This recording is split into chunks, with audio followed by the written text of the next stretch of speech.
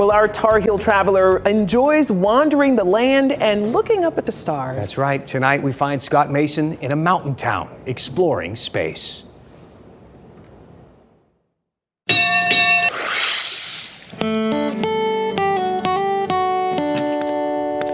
The Pisgah Astronomical Research Institute, PARI, space. This was a NASA satellite communications and tracking station. In fact, at one time, it was the most sophisticated in the world. 1961, when space and even Earth were still a mystery.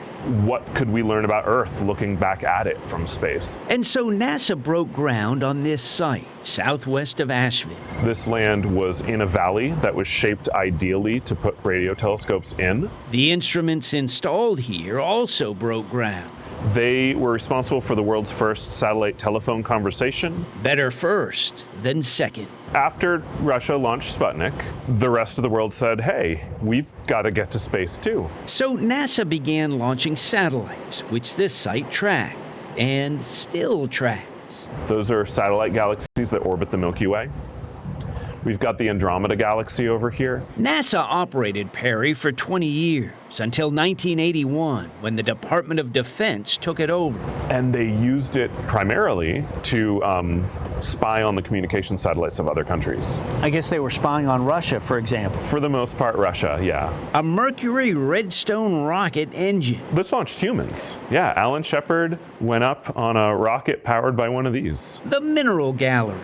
Geology is a huge part of space science. Minerals and fossils.